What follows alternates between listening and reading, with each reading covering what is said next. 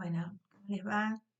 La idea es compartir, tomarnos unos minutos para desarrollar aspectos básicos de la unidad 5 y ustedes respecto a esa unidad cuentan en todas con esa guía de preguntas que ayuda a la lectura, a distinguir los conceptos principales, a ir ordenando el hilo argumental y la relación entre los temas y los conceptos y redes conceptuales. En principio, les propongo ubicarnos en la bibliografía que ustedes tienen indicada en el programa y respecto de eso, comentarles que hay tres textos que podríamos considerar eh, como básicos. La sugerencia es leerlos primero. Básicamente dos, que comparten el mismo autor, ¿no? Uno es, y acá hago una salvedad, eh, el texto de Andrenacci y de Luciano Andrenacci y de Daniela Soldano, que aproximación a las teorías de la política social, una indicación que hay un error en el programa, se omite, pero sí ustedes lo encuentran en la carpeta de materiales digitalizados. A ese texto de Andrenacci van a ver que el capítulo es bastante extenso. Ustedes concéntrense fundamentalmente en los tres momentos que van a señalar los autores, tratando de hacer una historia larga respecto de la protección social en la Argentina. Y se va a acompañar por otro material del mismo Andrenacci junto con Falapa, eh, en donde señalamos unas páginas que un poco eh, cumplen la misión de actualizar, porque ellas ahí llegan hasta unos años a posteriori de aquella mirada que cortan un poquito antes en el texto anterior. Entonces, esos dos textos de Andrenacci con Soldano y con Falapa son como básicos generales, para hacer un poco esta historia de las políticas sociales en Argentina. Después hay un material coordinado por mí del año 2016, La protección social sin Estado. Ahí señalamos dos capítulos que nos van a remitir un poco a los comienzos del siglo XX, a los orígenes de ese proceso de institucionalización de las respuestas a la cuestión social. Bueno, ese es un texto que además fue el producto de un proyecto de investigación financiado aquí en la facultad, en el que participan algunos docentes de la cátedra y otros invitados. Y luego ustedes tienen tres artículos de revista y que en realidad los tres van a discutir sobre lo mismo, un poco el tema de reflexión y análisis crítico tiene que ver con los programas de transferencias monetarias condicionadas, la AUH, la Asignación Universal por Hijo y los programas que le antecedieron, pero con perspectivas diferentes, que es un poco lo que nos propone Vanessa Scioli, por un lado, enfatizando el rol de los organismos internacionales en la definición del perfil de este tipo de programas. Luego el texto del artículo de Martín Hornes, que trabaja sobre un aspecto fundamental, que es el de la monetarización y las implicancias y efectos que esto tiene, tanto para las instituciones, los servicios, como para los beneficiarios, la monetarización de las políticas sociales argentinas. Y finalmente, el otro artículo en la revista Voces en el Fénix de Borghini, Bresano y Lo Giudice, en donde también se preguntan acerca de si asistimos a un proceso de contrarreforma. El título ya es bien sugerente, o a una asistencialización de la protección social. Si les parece, entonces vamos revisando un poquito lo que aparece en las diapositivas. Yo les decía, primero aparece una ubicación bien global del sistema mundo capitalista a partir de lo que se conoce como proceso de mundialización, y entonces esto nos hace pasar al menos por cuatro órdenes mundiales, ¿no es cierto? Un primer orden mundial que comienza en el 1400, un segundo orden mundial del 1800 al 1914, un tercer orden mundial de modernidad organizada, que tiene que ver con el periodo que abarca 1914 a 1980, y luego un nuevo orden mundial de 1980 al presente, en donde nosotros ya venimos indicando algunas notas distintivas que hacen a la crisis y transformación del estado de bienestar. En esa crisis, esas posibilidades de revisión y rediseño de los esquemas bienestaristas vinculados por un lado al welfare mix y por otro lado al welfare state. Es importante esto porque nos permite ubicarnos en los cambios no solo locales, mirándonos de manera aislada, sino siempre en términos de sus relaciones con los cambios e intercambios globales. La segunda diapositiva procura más o menos lo mismo, solo que se concentra un poco allí en los mecanismos institucionales, el pasaje de la tutela a los derechos y al día de hoy el riesgo y la discriminación positiva o la planificación diferencial. Y el cambio en las prácticas, ¿no? De un asistir y un cuidar a un compensar riesgos y necesidades propios del estado de bienestar para luego mitigar efectos, garantizar derechos y cuidar como base de la reproducción social. En la diapositiva siguiente, en la número 3, ahí se plantea un poco la lógica de la unidad. Por un lado, tenemos esas fases históricas que nos propone André Nachi de un Estado capitalista clásico desde el 1880 a 1943, un Estado social de 1943 a 1991 y luego hasta el presente de un Estado capitalista que ellos, los autores, van a denominar de capitalismo neoclásico. Y allí ustedes van a poder identificar en el material cómo en cada uno de esos tres momentos históricos se van asumiendo características particulares, las tres bases o fundamentos de un sistema de protección social. Una política de trabajo por un lado, una política de servicios sociales universales por otro y una política asistencial. En cada momento ustedes van a poder ver en esa descripción que desarrollan los autores cómo se van haciendo más sobresalientes algunos rasgos y se van debilitando eh, otros.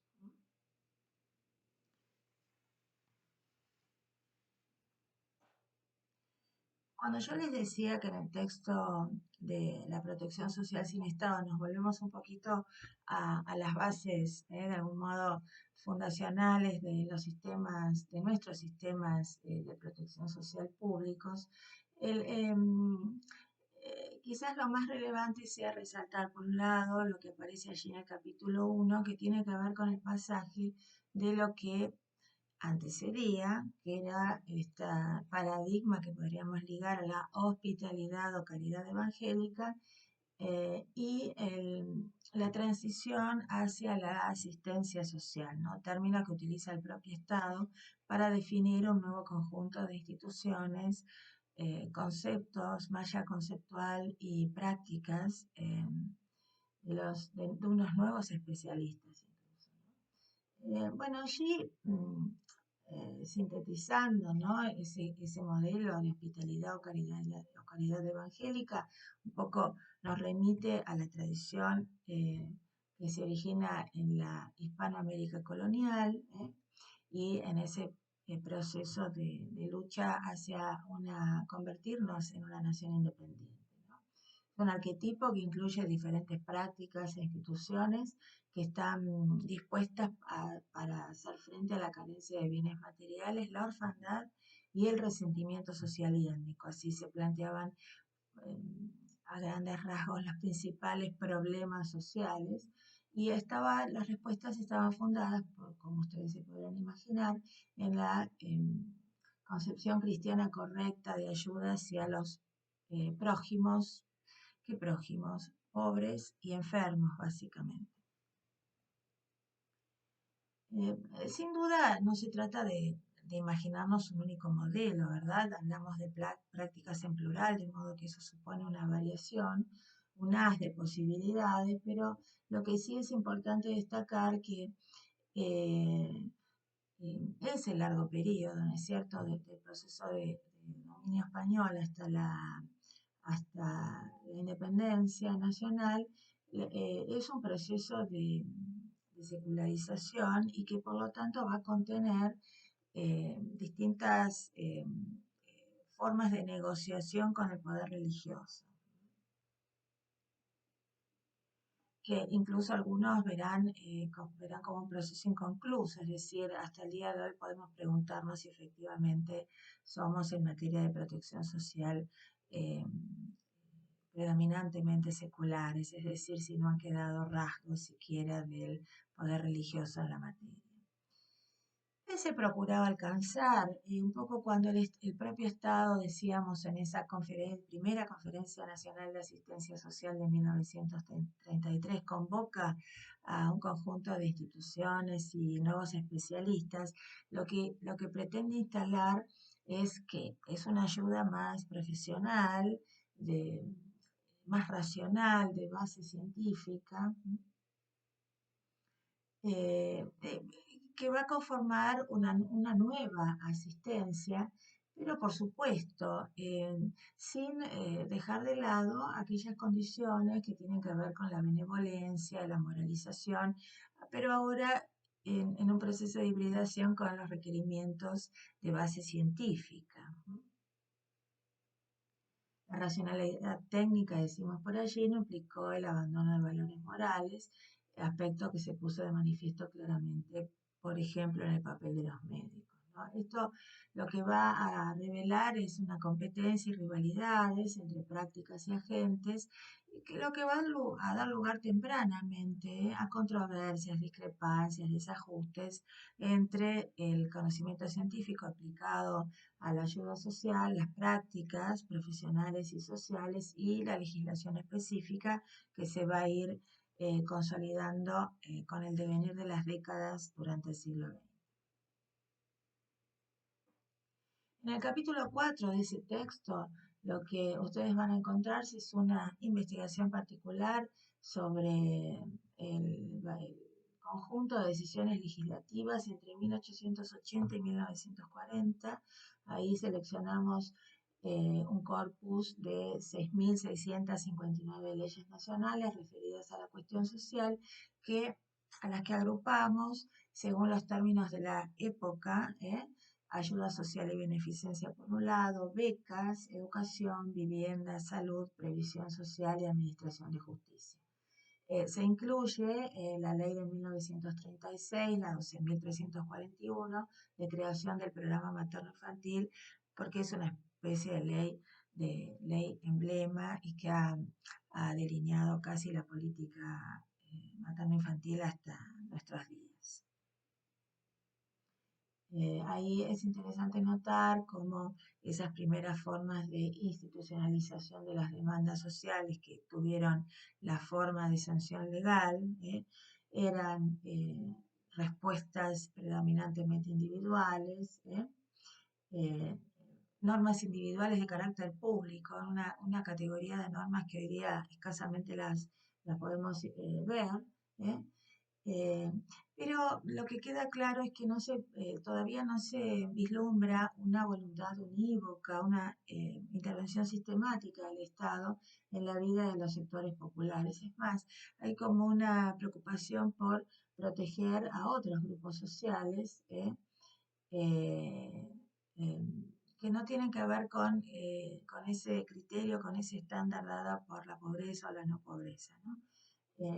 Ahí el caso de la asignación de pensiones es ilustrativo al respecto, y que eso, bueno, tenía que ver con aquellos deudos de los militares que habían fallecido en sucesivos enfrentamientos, guerras y demás. Es decir, que hay todavía no se vislumbra una respuesta clara y única, podríamos decir, o concentrada, focalizada en los sectores más pobres de la sociedad. Entonces, si volvemos al cuadro a la diapositiva número 3, tenemos esa mirada que nos describe con sagacidad Luciano Andrenach y Daniela Soldano respecto de los tres momentos y sus características. Y por otro lado, ya sobre el final, los autores abren, ¿no es cierto?, una pregunta, un interrogante y también una afirmación respecto de esto que nosotros ya venimos discutiendo desde la primera unidad, ¿no? Es decir, si la protección social no deriva más de la condición de ser trabajador, ¿de qué deriva? ¿Cuál es la condición que me va a ser sujeto de protección? Ahí nosotros ya veíamos viendo Klaus Hofe cuando cuestionaba los supuestos productivistas y la necesidad de modificar ese patrón, que la ciudadanía o la condición de ciudadanía podía ser un sustituto adecuado, ¿no?, al trabajo. Entonces, respecto de eso, los autores que nos acompañan en la unidad van a volver sobre esa pregunta, es decir, bueno, ¿cómo se realizan entonces esta condición de ciudadanía y por lo tanto unos mecanismos de protección anclados en esa condición? Y ahí hay como dos posiciones, o al menos nosotros desde los autores queremos reflejar esas dos posiciones. Una que es un poco la afirmación que presenta Andrenacci, ¿no? Eh, Reunidas, observadas las condiciones del presente, asistimos a una asistencialización de la política social en la Argentina.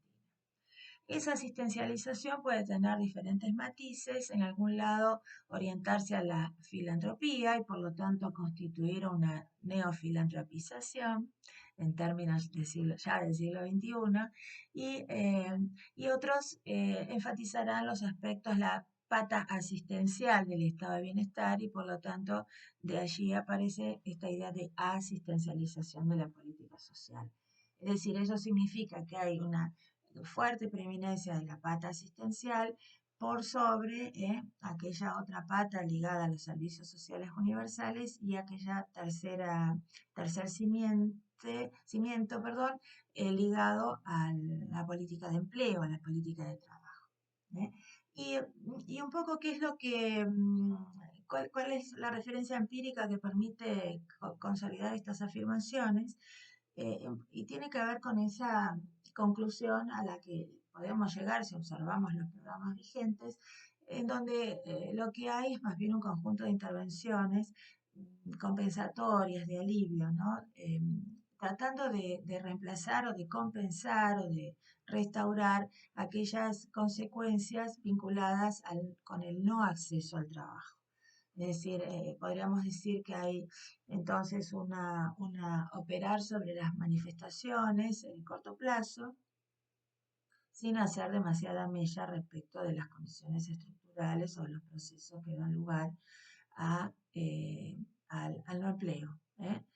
Y que, bueno, por supuesto tienen que ver con el avance hacia la revolución tecnológica, con una nueva etapa en el proceso de industrialización y, por supuesto, de ordenamiento del capitalismo global. Por otro lado, quienes creen ver unos resultados relativamente eficientes con relación a esta protección derivada de la condición de ciudadanía, bueno, ponen el foco, ¿no es cierto?, atención a los programas que reflejan esta concepción, y entonces allí aparece el análisis más exhaustivo, minucioso de los programas de transferencia monetaria. Y ahí entonces un poco la duda o el interrogante que se plantea es si efectivamente programas como la asignación universal por hijo hoy día eh, constituye una expresión de contrarreforma con relación a aquel hito reformista de la década del 90, es decir, haciendo el camino inverso de aquel recorrido gestado por el proceso de reforma del Estado del 90, o asistimos a una asistencia social de otro carácter, digamos, vínculos donde se le da valor y predominancia al dinero, pero que termina siendo destinada a los sectores considerados inempleables, es decir, no ya solamente pobres, ¿no? Sino inempleables en términos de aquellos postulados básicos, ¿no? Del estado de bienestar. Bueno, ahí tienen algunas, ustedes pueden contrastar en esos tres artículos de revista que les mencionaba, el de Hornes, el de Scioli y el de Bresano, Giudici y Borghini. Y bueno, pueden contrastar ustedes en una lectura bien interesante con los diferentes matices que estos investigadores nos aportan. Y este es más o menos entonces el panorama de la unidad 5, así que complejo en el sentido de que estamos tratando no solo de pensar el presente en estos términos, sino de colocar el presente en los procesos de más larga duración, ¿no? Para comprender la protección social en la Argentina y por supuesto también no podemos comprenderla aislada, ¿no? De modo que también nos parece relevante que ustedes tengan clara conciencia y vayan trabajando como a modo de contrapartes, ¿no? Respecto de lo local y lo global, ¿no? En sus tensiones y en sus correlatos. Bueno, les dejo por acá para no extender más este video y nos estamos viendo pronto.